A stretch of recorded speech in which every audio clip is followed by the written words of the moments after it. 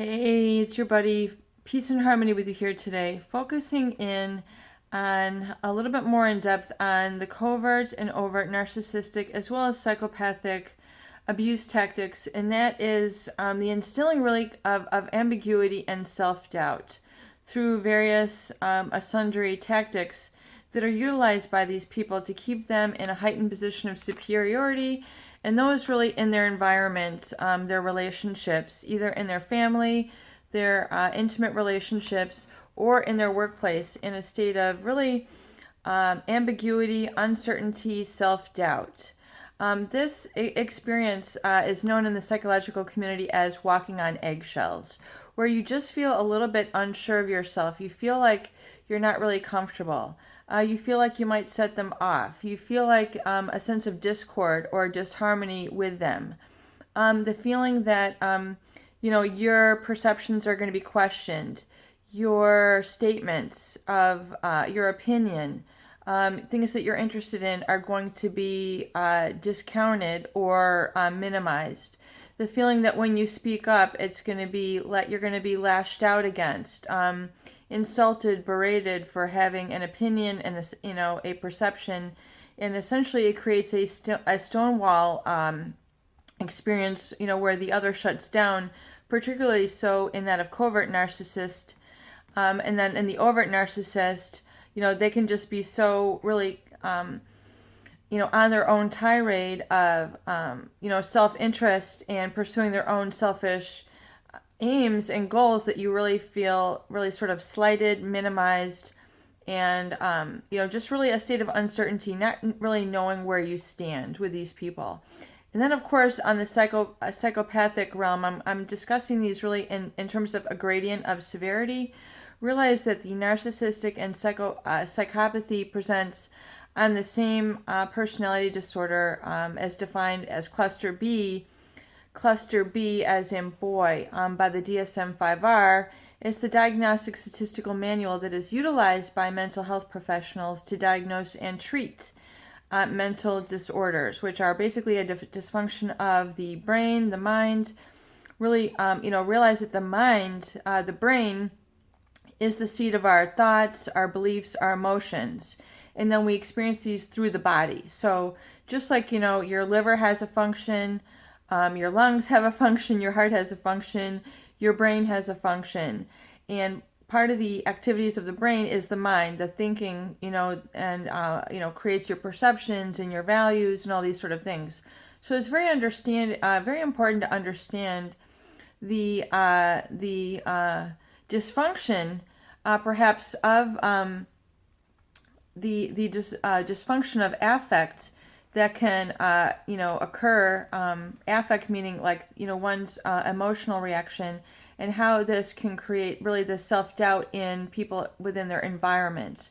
I think it's very important to understand this connection, because very oftentimes I find that people will suffer really for years and years and years and years, and internalize this sort of discord, internalize this feeling that there's something not right with them, and that they have to then please this other person in order to function. I mean, it is all then about creating peace in the environment by usually trying to pacify this abusive person, which has control over them, which seemingly they're so important in your environment. They have this sense of superiority or control over you, that it's all really that their perceptions are what you have to control and appease and take care of them, and they're kind of they absorb all the attention, and this sort of unnatural sort of need to satisfy their needs creates a lot of sort of discord and walking on eggshells in ambiguity and self-doubt in people in their environment. So, especially it's very much creates that codependent sort of situation where you no longer feel like you can function in an independent way. So you have to, always kind of attend to the emotional needs, the physical needs, the spiritual needs of this other person. They seem to be the end all be all in your environment, and they sort of create that position for themselves. And this is an experience really created by a lot of the heightened sense of self that they display, the lack of empathy. In other words, not kind of getting you, attending to you, what's up with you, how is your day today, tell me about what's going on, and just the very, very basic ability to listen. They really have a disability of this emotional intelligence just to connect with you on even the most basic of greetings, basic of finding out how you're doing, basic attendance to where you're at, and really this affects then your discussions with them. There's really quite a severing or a gap, if you will, a riff, RIFF, which means kind of a divide between the two of you. And oftentimes many other people in their reality, and it's very difficult to ascertain and understand exactly what's going on.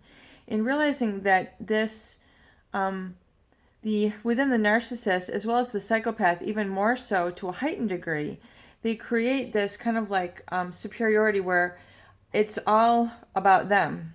And that everyone else is like way under here, and that it really has to be walking on eggshells and like always in a constant state of fear, ambiguity, and uncertainty.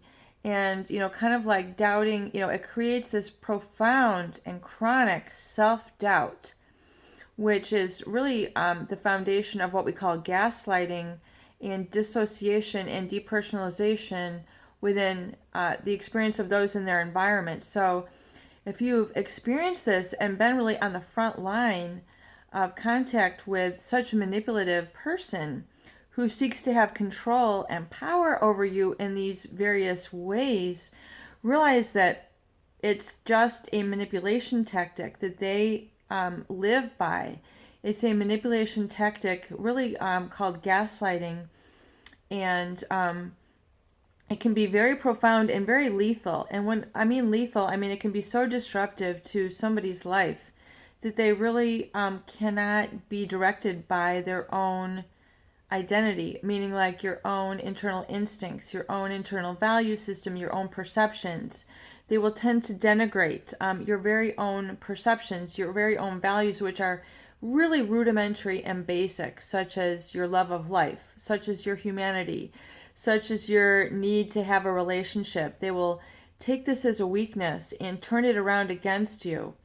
And really sort of, it's a very insidious sort of dichotomy that they create, where they will take this as as a weakness and turn it around and exploit you for it. Even though it's not a weakness, they exploit. So and then it's through this constant state of kind of chronic and underlying ambiguity and uncertainty. Ambiguity means it's not quite clear. You're never quite not quite ever know where they stand or where you stand. So it creates this real imbalance and the stress, and that can really tax the emotional system, the adrenal system. And realize that the human body and the human mind is designed. It is designed to focus. It is designed to exist. It's designed to function in homeostasis. Homeostasis, which means balance, which really means the absence of a lot of chronic and undue extremes and stress. So in this hectic world where we are, bombarded and, things are, we have, so much distraction that it can be an insidious way, and a lot of people are kind of getting overwhelmed and manipulated by this sort of chronic manipulation by these sorts of people. And, we have the various,